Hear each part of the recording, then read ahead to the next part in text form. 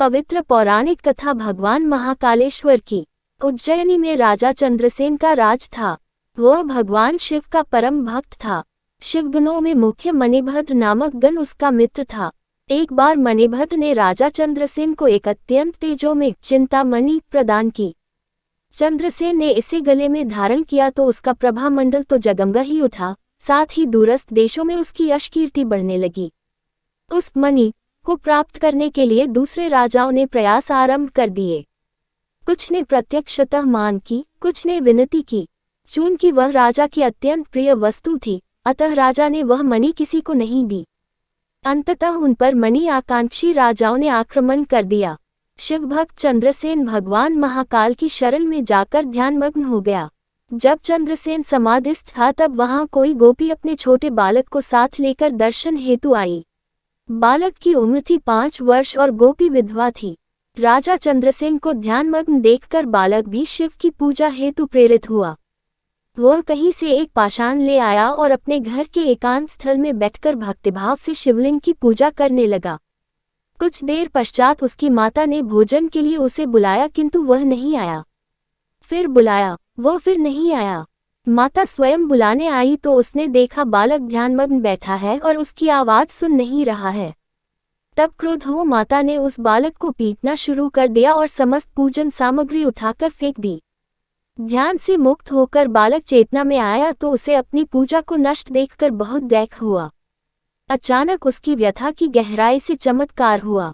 भगवान शिव की कृपा से वहां एक सुंदर मंदिर निर्मित हो गया। मंदिर के मध्य में दिव्य शिवलिंग विराजमान था एवं बालक द्वारा सज्जित पूजा यथावत थी। उसकी माता की तंद्रा भंग हुई तो वह भी आश्चर्यचकित हो गई। राजा चंद्रसेन को जब शिवजी की अनन्य कृपा से घटित इस घटना की जानकारी मिली तो वह भी उस शिवभक्त बालक से मिलने पहुंचा। अन्य राजा जो मणि हेतु युद्ध पर उतारू थे, वे भी पहुंचे।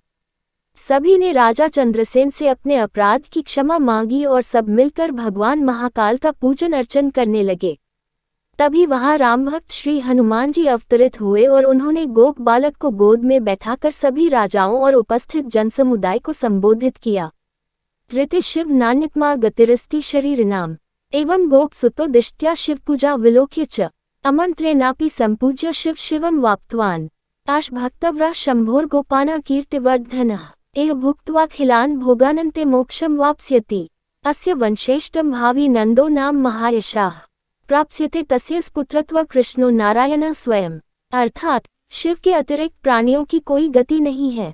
इस गोप बालक ने अन्यत्र शिव पूजा को मात्र देखकर ही बिना किसी मंत्र अथवा विधि विधान की शिव आराधना कर शिवत्व सर्वविध मंगल को प्राप्त किया है। ये शिव का परम श्रेष्ठ भक्त समस्त गोपजनों की कीर्ति बढ़ाने वाला है। इस लोक में यह अखिल अनंत सुखों को प्राप्त करेगा व मृत्युपरांत मोक्ष को प्राप्त होगा। इसी के वंश का 8वां पुरुष महायशस्वी नंद होगा, जिसके पुत्र के रूप में स्वयं नारायण कृष्ण नाम से प्रतिष्ठित होंगे। कहा जाता है भगवान महाकाल तभी से उज्जैनी में स्वयं विराजमान है। हमारे प्राचीन ग्रंथों में महाकाल की असीम महिमा का वर्णन मिलता है। महाकाल साक्षात राजाधिराज देवता माने गए हैं।